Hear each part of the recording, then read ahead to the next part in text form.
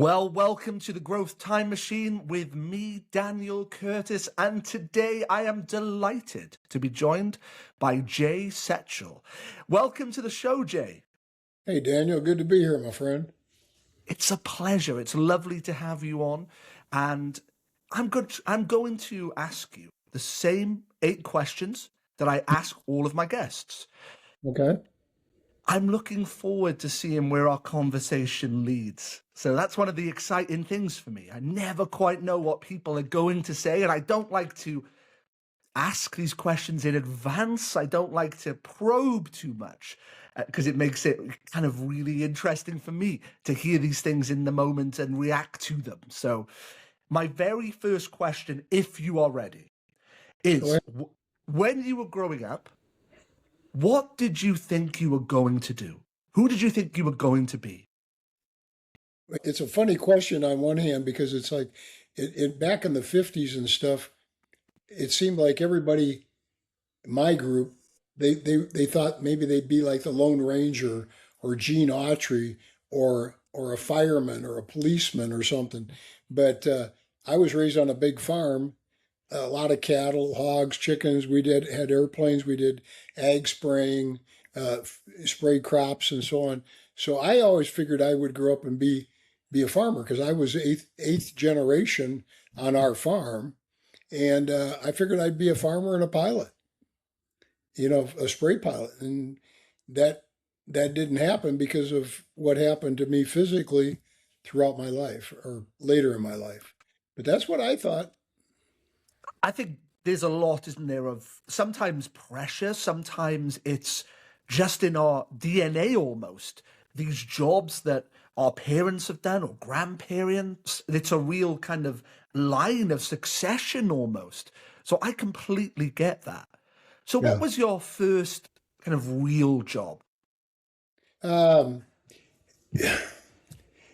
Actually, they worked me so hard on the farm. That was kind of like a job. But I also did, I did a lot of plowing and disking and harvesting crops. But when I was a sophomore in high school for 3 years, school got out at 3:45, and there was a small agriculture factory in our town that made grain dryers and pickup reels for combines for soybeans and wheat and barley and stuff. And I started there at 4 o'clock. I worked till 12:30 at night. I got home about and got to bed about 1 o'clock in the morning.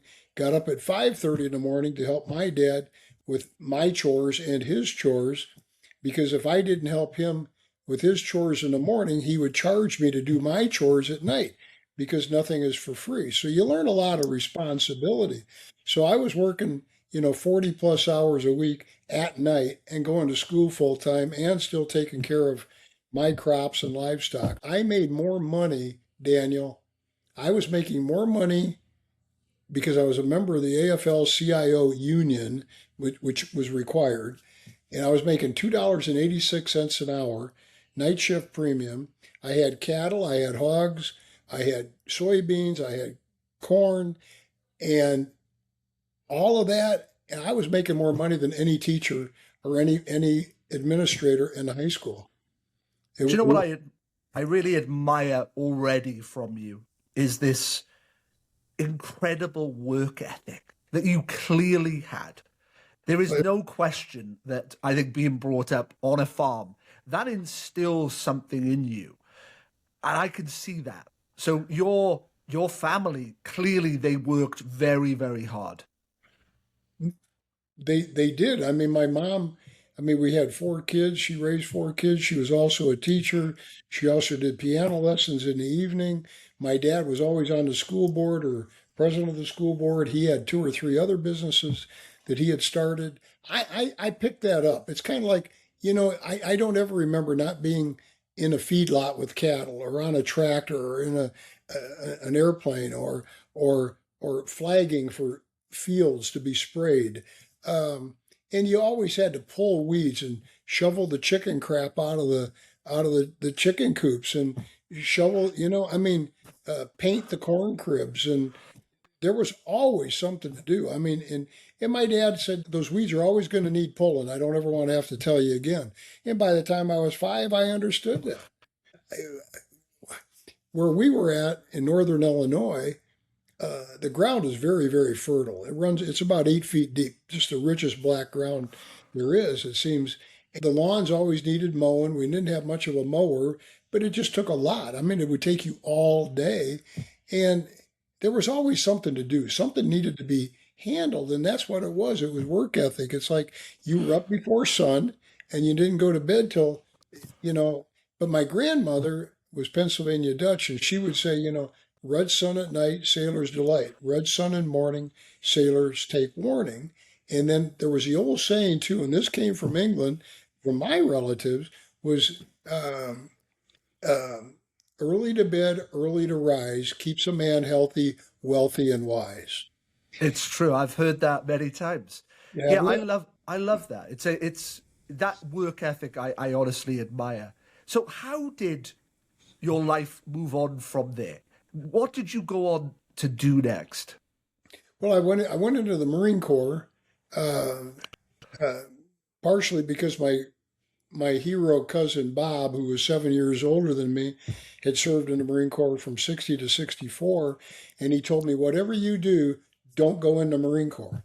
Don't do that. So that's like telling a kid, don't eat a piece of chocolate out of the candy jar, right? You know, It's true. so, but I wanted to. I wanted to because it was the tough side. And I was raised with like you said, a strong work ethic, very responsible, a sense of urgency. Do it now, do it completely, do it thorough, do it correctly the first time, not the second time or third. Because, I never understood, how does somebody have time to do it right the second time or third time when they didn't have time to do it right the first time? So, but I went in the Marine Corps. I started out in tanks in armor, but I saw it go down, and I ended up in criminal intelligence. And I was a sniper with a special observations group, and did 3 trips to Vietnam. Uh, I did not go into it as a combat soldier. But I was out with them all the time. I mean, we saw the same stuff, but you weren't there for a long period of time. But I came back after one of my trips. I was back about 6 or 7 weeks, and one of my corporals that was with me or worked for me, the people he was tracking in a drug unit, um, found out that he was undercover and tried to kill him. To make a long story short, and I just happened to stop by where he lived in town with his wife, and I got him in my car. They cut his head pretty well open, cut his ear, was hanging half off down into his neck, but he was bleeding bad. I didn't know if he'd make it because he was bleeding out. I got him in the car, put her in the middle, um, had her put her arm around his head so she could put a pressure bandage, put as much pressure on the area that was bleeding the most. And on the way to back to the Naval Hospital, we hit a semi. Semi pulled across the road, had no reflectors, no lights, no anything. The cars behind us that gave witness to the state troopers that I saw a long time later said they would have hit him if we didn't. And the car blew up and burned on top of it. So I died. They pulled me out dead. They got me back later. Linda, Roy Stitz's wife, she was in a coma 18 months and passed away. And Stitz didn't get torn up as bad as I did physically, but he had burns over 60% of his body. So that was my welcoming to uh, the rest of my life, because I spent a year in the Naval Hospital, and it was all bad. It was a tough time, but you get through it. I mean, I don't mean it's all bad. I was torn up bad, punctured, lots of broken ribs, punctured lungs, foot turned backwards, 32 facial fractures, severe TBI, traumatic brain injury. My head was caved in right here. Um, Back in those days, too, Daniel, there was no physical therapy, occupational therapy, no psychiatry, no nothing. It's just get through it. And when you could actually get leg braces on, and if you could walk, or you could move, or you could get in a wheelchair, they put you out. You were done. You were gone. Bye. See you later. And away you went. And that was it. I So, mean, Firstly, thank you for your service because it's Well, exceptional. And what happened to you, obviously, massive, massive implications for the way your life went after you left the hospital. I mean, I yes. don't think many people could comprehend spending a year in a hospital and then going out into the world again, trying to find a new identity. I mean, what came next for you?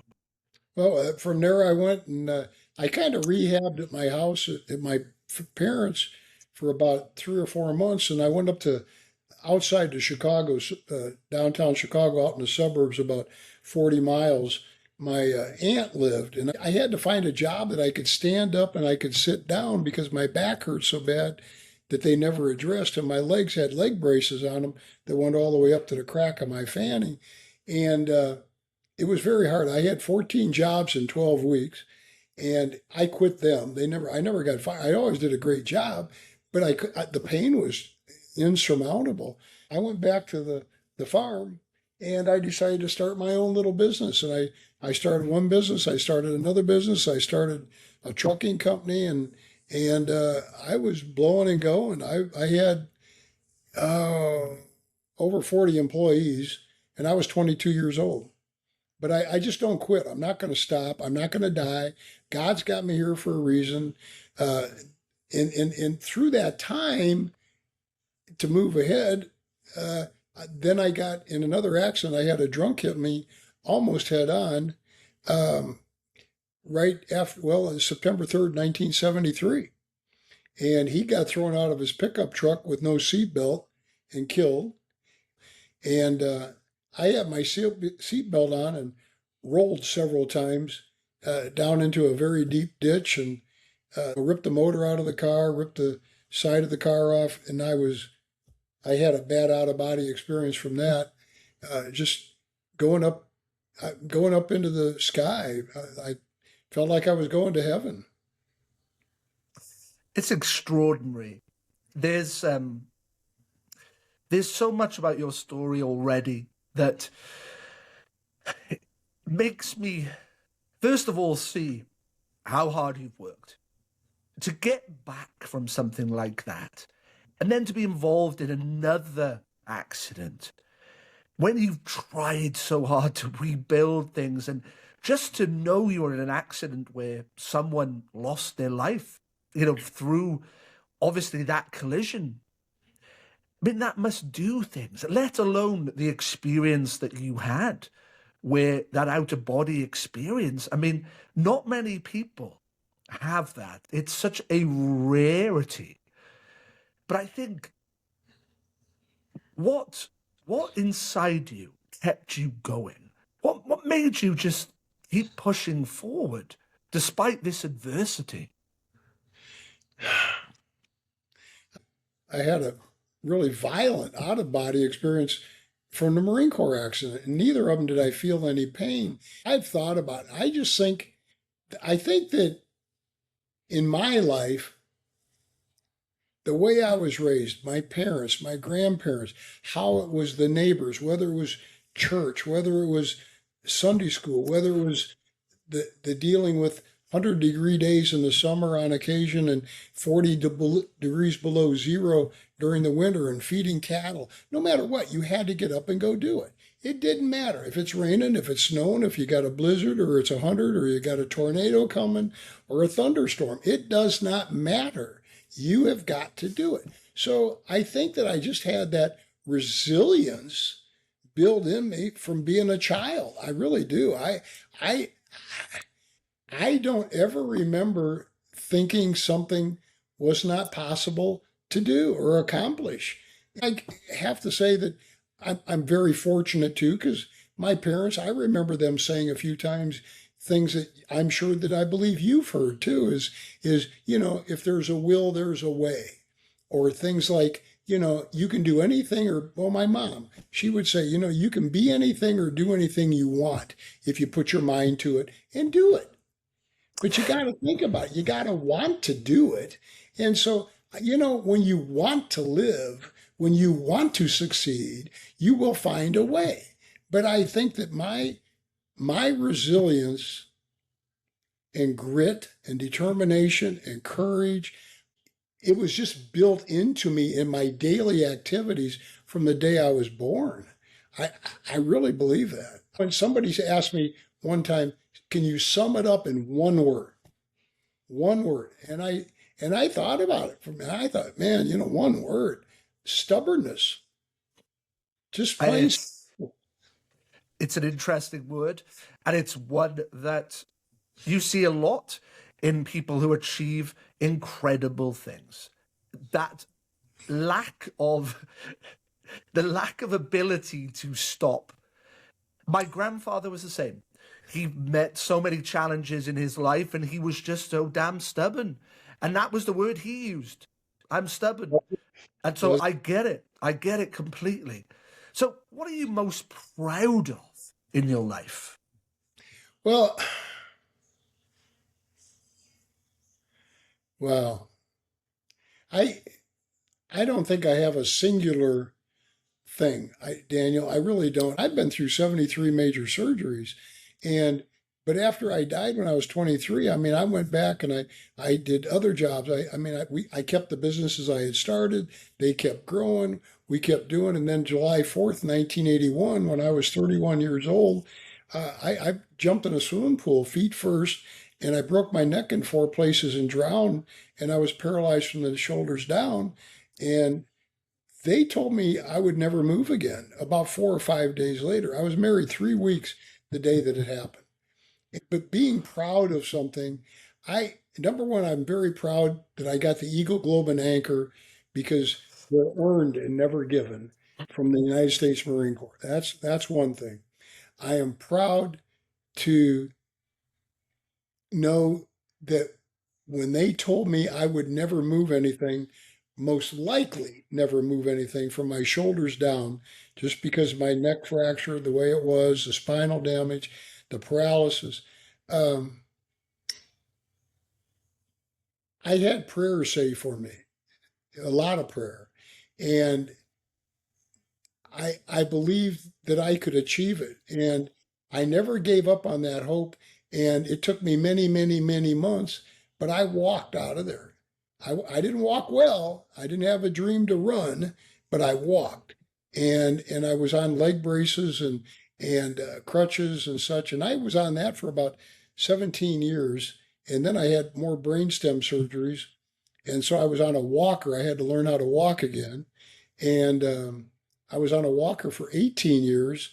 Then I had things just getting worse and more surgeries. And I've been in a power wheelchair now for 8 years. But I think the the second thing that I'm most proud of, if I have to be, other than the children and the successes of that and grandkids and all that, I think the other thing is the ability to overcome the adversity of things that they said I never would accomplish ever and move ahead. In the place I went to, the institute I was at, the rehab institute, had never had a patient of the year. They had patients of the year, so to speak, for a hand or an arm or a leg or a foot or something. And it was only for spinal cord injuries, traumatic brain injuries, and strokes. I broke my neck in 81. In 82, they had me there as the patient of the year. And since then, they've never had one. And I was the only patient of the year. Now that's 125 years. I'm the only one they ever had. And I don't look as that being the accomplishment.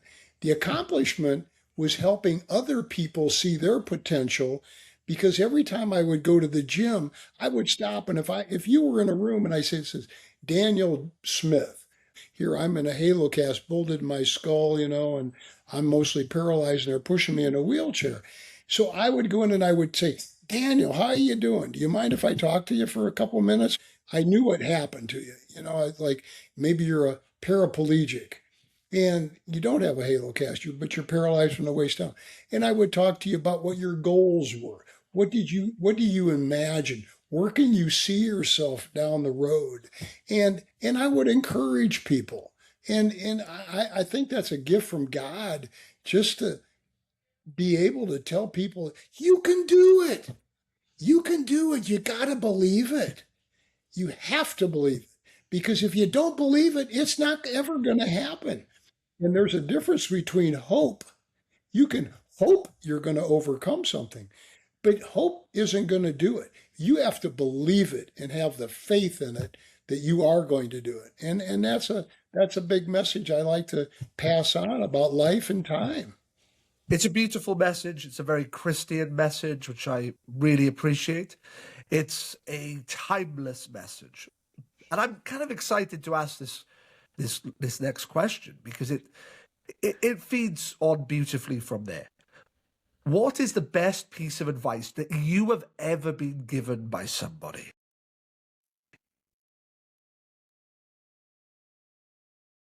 I don't know. I've never been asked that. It was about 4 months after I broke my neck. My mom and dad came and visited, and my mom said, I was my left arm was starting to move some, and that's the only one that really. My right arm can move, but the hands, I don't have anything, and my legs don't work and stuff. Um, but she said, "Are you doing okay?" And I said, "Yeah, Ma, I'm doing okay, but I don't know why me. Why and I didn't mean that badly, like woe is me or why me. What did God do to me this time? No, that wasn't it. It was like I should have been chewed up in a feeding auger accident when I was 17, like sausage or hamburger. I died in the Marine Corps when I was 19. I died when I was 23. I died when I was 31. Why me? She said, well, for one thing, I would start out by telling you that you jumped in the pool. That was your decision to jump in the pool. It was God that helped save you. It was God that helped that young lady jump in and get you. It was God that helped the other man understand that the woman alone couldn't get you out of the pool. So you got to keep the faith and understand that God's here for you and understands you, and He's always going to be walking with you. And I don't know if you want to call that advice. Never quit trying. Never quit trying. And the reason I say that is I had a algebra teacher. I was failing algebra. I'd made the first semester okay, second semester, I just didn't get it. I don't know if I didn't want to get it or I just didn't get it. And I failed the last final, and the teacher said on the way out the door on a Tuesday, he said, Jay, come here a minute. And he said, listen, he said, I'm going to offer you to come back tomorrow and take the test because report cards are out Thursday. Tomorrow I'll be here all day. And I know you work at night, work in the afternoons and work till nighttime. I've heard that you do that. And um, I, I'd like to ask you to come back and try one more time if you want to. If you don't, I understand it. And so anyhow, that next afternoon, Daniel, I went back and I tried taking the test again. I failed taking it. I failed the test again. But he told me, he said, Jay, I asked 7 people to come back and try to take the test. You know how many showed up? One. One person showed up. You did. And I want you to know that trying is much more important throughout life than getting straight A's ever in anything or your whole career in college or high school. It doesn't matter. You can get straight A's, but trying and never quitting and having the guts, you took guts, you came back and tried it again. You probably even thought you were going to fail, and I did. But I tried, you know. It's great advice. It's perfect. It's beautiful advice. It's advice that anybody can follow. I think the most profound message often are the most simple ones. The ones which you would think are obvious sometimes to keep trying, to keep going, to keep pushing, but they're the most difficult things in the whole world to do, especially when, we doubt ourselves and we lack that confidence. And I wonder on this next question, you have learned a lot of lessons in your life. That one about you jumped into the swimming pool, for example. You know, what have you learned the hard way in life? What has taken you a long time to come to terms with or learn?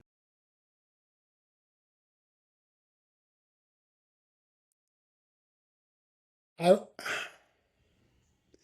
I think patience, learning to have patience, and and and I've always known that things don't come right away. I've always known that. From the cycle of life of watching crops on the farm, from you plant the seed to when you harvest it, or young calves till they send them off to slaughter.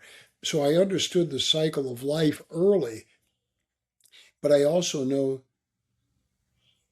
that it took patience to work with them and work through the year to get the crop to go to harvest. That's,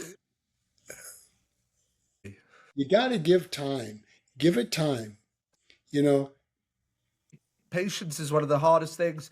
My grandmother always says that you were born with any, and she's right in some ways. I try really hard, and I'm better than I've ever been, and I'm still not patient. So I get that. I think we share that one in common. My last of the questions is one if you could go back to the young Jay Setchell and say something to him, if you could, knowing what you know now, if you could pass on a message to your younger self, what would you say? Wow. First of all, it'd probably be a really long conversation. uh, I, boy, Daniel, I'd say what I put in my book, and that's just always remember, it's always too soon to quit. Never give up. Never give up, ever. Don't ever stop trying. Just continue throughout anything because that's what I've ended up doing. But it took me a long time to learn that. Even though I saw it when I was younger, I probably didn't understand it. And understand that God loves you and He wants you to be successful, and He's going to be walking with you. Jesus is going to be walking with you. And I say that from my heart because if He didn't or wasn't, I wouldn't be here at all. And know that He loves you and He wants the best for you, but you got to share it, because the more people you help, the better person you become. And I believe that's a very strong message. It's an incredible message. Yes, And the sir. first thing I want to say is your story, and we've touched on, a finite, tiny part of it, but it is one of defiance. It is one of pure stubbornness, of resilience, and the inability to quit on oneself, which I believe are things that anybody, including myself, can learn from you and people like you who have done extraordinary things in their life. You have this lovely ability to take that complexness of life sometimes and distill it into this beautiful, nuanced way of speaking. And that's a gift. Not many people have that. And I think that anybody could look at your story and be very inspired. But what I believe, wholeheartedly believe, is that everything you've been through has led you on a journey that has helped an awful lot of people. And Mm. it's not been for a waste. You've not been through this suffering for no reason. You have been guided, you've been led, and you have done so much for other people, whether that's the what you did in the military or what you've done to help those people who are going through very tough times. Right. I am very grateful to you for everything that you've done to try and make humanity better. Thank And I hope you take that from my heart. Genuinely, you are an extraordinary person. I think that the world should know your story because it's one of hope, it's one of resilience, and it's one that can only help people to look inside themselves and just try again tomorrow. To get up tomorrow and say, I'm not going to quit. So thank you for being so honest and sharing so much. Well, I intend to, Daniel, because you've said something several times, and I have a problem with it. I mean, I have a genuine I can't quit. I can't stop. I lost. I don't know how to spell the word quit, stop, can't. I don't even know those words. I don't. They don't enter my vocabulary. You remind me of my grandfather, and he was my hero. So the fact that you share that trait with him, and he was damn stubborn. But I tell you, he was the most remarkable person I've ever known. So me offering you that compliment is about as sincere as I can possibly make it. So thank you. And please keep doing what you're doing because it's magnificent. And I'm going Good. to chat to you again soon. I appreciate it, sir. Thank you.